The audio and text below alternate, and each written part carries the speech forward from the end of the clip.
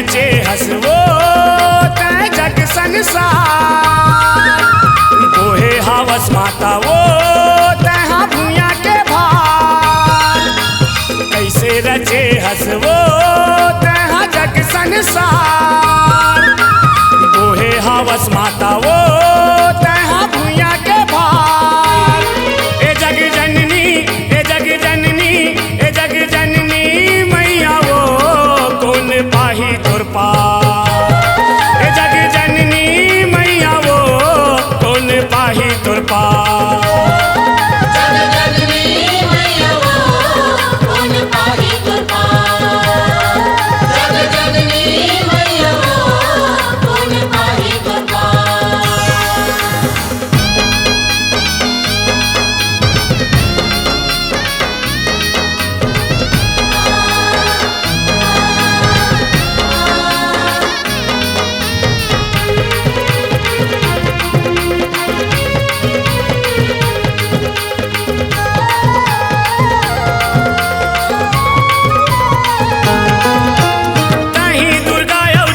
काली वो कहीं हम माता मैहर वाली वो।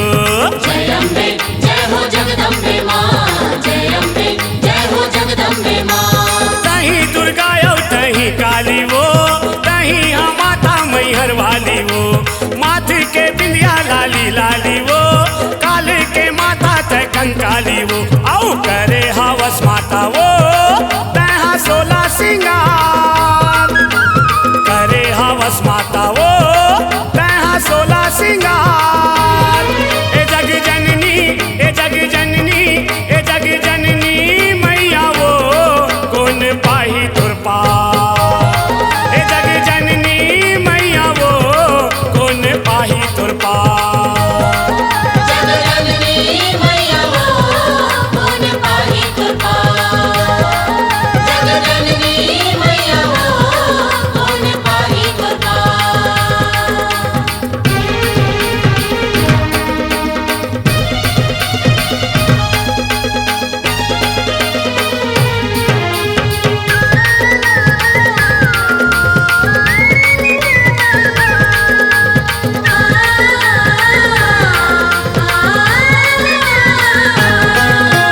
पापी महिषासुर लतै मारे सुंभनी सुंबत कर डारे।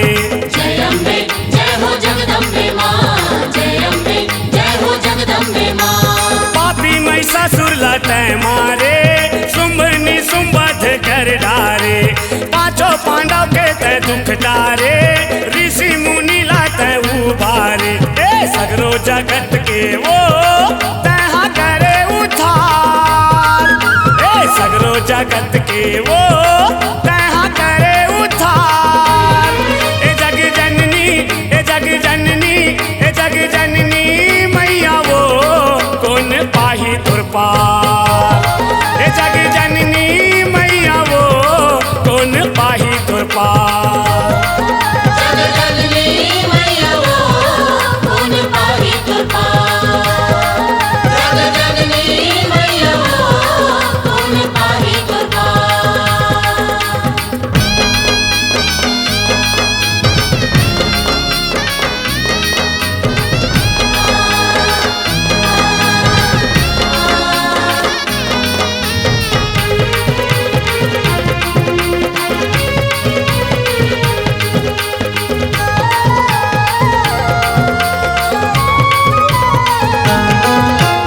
अपन ओली माँ सबोला धरे और कौन जनी तहाँ काका करे। जय अम्बे जय हो जगदम्बे माँ, जय अम्बे जय हो जगदम्बे माँ। हाँ अपन ओली माँ सबोला धरे और कौन जनी तहाँ काका करे। गैया बछरू तोर को रामा चरे और दुखला सही के तय दुखला हरे। ताई राखे को सरिया लावो तय को रामा पोटार। ए राखे को सरिया लावो तय को रामा पोटार। ए जग जननी, ए जग जननी, ए जग जननी मैया वो कौन पाही तुर पार। ए जग जननी मैया वो कौन पाही तुर पार।